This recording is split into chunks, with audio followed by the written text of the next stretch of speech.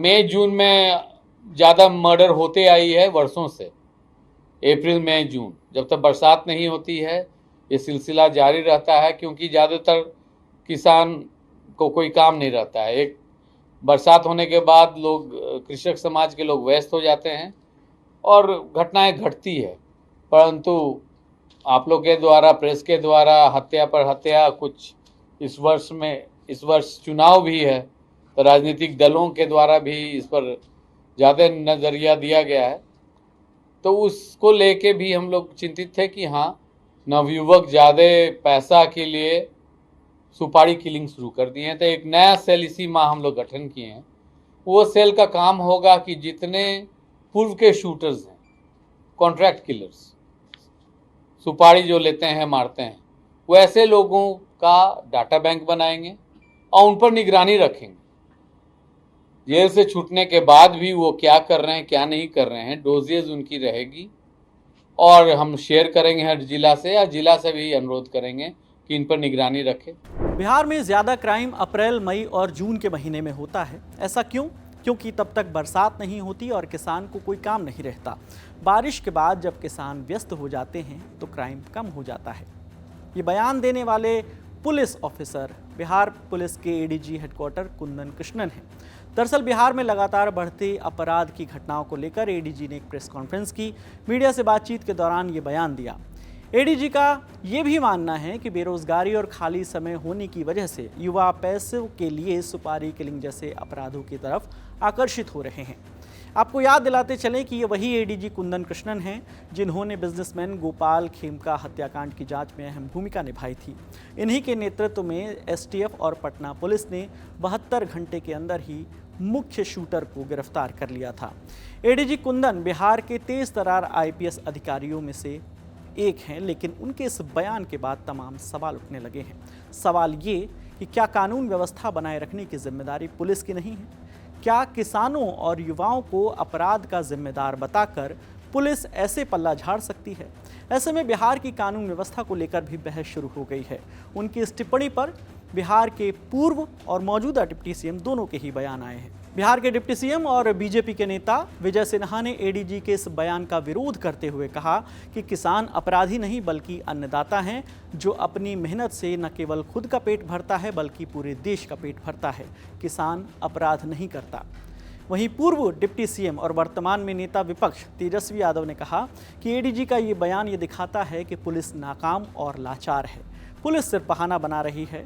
अभी बारिश का बहाना है, गर्मी में बोलेंगे कि गर्मी की वजह से अपराध बढ़ रहा है, फिर ठंड में कहेंगे कि ठंड का मौसम जिम्मेदार है। ऐसा बयान जो है पुलिस को, मनोबल को गिराने वाला बयान है। लॉ एंड ऑर्डर का क्रिमिनल डिसऑर्डर हो चुका है। अब ये बात एडीजी खुद ही कह रहे हैं। अगर ये कौन सा बहाना है भाई कि मॉनसून में, बारिश में अपराध बढ़ जाता? ये तो पहली बार हम लोग सुन रहे हैं। यानी पुलिस नाकाम है, लाचार है। ये बयान तो ये दिखाता है क्योंकि मुख्यमंत्री का इकबाल खत्म हो गया, गृह मंत्रालय उनके पास है, दोनों डिप्टी सीएम बेकार है। वैसे बेतुके बयान देने की फहरिस्त में एडीजी साहब अकेले नहीं हैं। बिहार में बढ़ते अपराधों के बीच एक घटना 17 जुलाई को भी हुई। पटना के पारस अस्पताल में एक गैंगस्टर चंदन मिश्रा एडमिट था। तभी 5 अपराधी हाथ में हथियार लिए अस्पताल में दाखिल हुए। वो चंदन मिश्रा के वार्ड में गए और उसकी गोली मारकर हत्या कर दी। इस घटना पर केंद्रीय मंत्री जीतन राम मांझी ने कहा कि जिस अस्पताल में हत्या हुई है वो कोई सरकारी अस्पताल थोड़ी ही है, वो तो एक निजी अस्पताल है। कुल मिलाकर मंत्री जी का कहना है कि अगर अस्पताल सरकारी नहीं तो जिम्मेदारी भी हमारी नहीं। पारस हॉस्पिटल कोई सरकारी संस्था नहीं है, वो निजी संस्था है। वहाँ का क्या प्रतिबंध उन लोगों का रहा है, उन लोगों को सोचना चाहिए। अब घूस करके मारा है तो किसी साधु को नहीं मारा है।